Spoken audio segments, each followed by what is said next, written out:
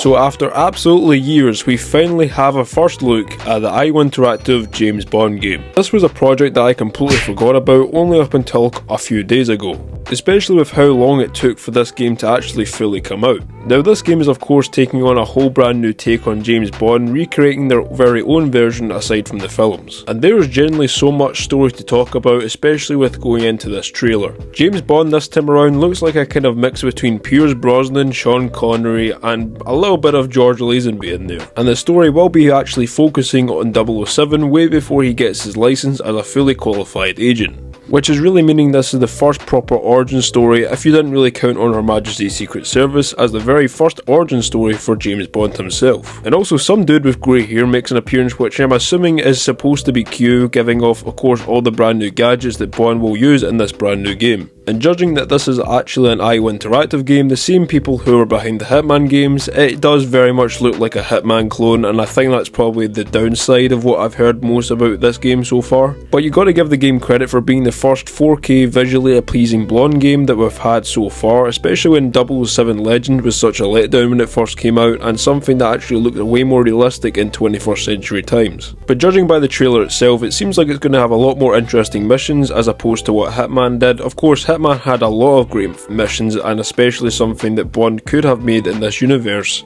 but it seems like the missions now around are actually going to be including driving with the Aston Martin and so on and so forth. And it is pretty much unconfirmed yet, and I'm sure we will get more details about what cars we can drive in this game, as it does seem like the gameplay will eventually make us do that. And I think it's only right we see the Aston Martin DB5 make an appearance in this game, especially even some from other Bond movies such as the DB10 and maybe the DB9 from On Her Majesty's Secret Service. And I also love how the On Her Majesty's Secret Service theme plays throughout the trailer, as it seems like it is starting to become more of a prequel to On Her Majesty's Secret Service. And it seems if all goes well with this game, we could expect a trilogy in the first 007 universe to feature a full video game trilogy, which is going to be absolutely exponential. But 007 First Light is the first proper game we're going to see, especially in 2026 when it's going to be such a stat card for this next year. Of course, with GTA 6 and now Resident Evil 9 on the way, we can expect some insane things happening in the next coming years. Before anyone asks, Resident Evil 9 will be in fact the next one that I cover on the channel, so make sure you subscribe and turn on post notifications. But with that being said guys, let me know what you guys think of 007 First Light, and do you think it is they're going to be the first definition and one of the three in the trilogy for a future Bond series? Let me know down in the comment section down below.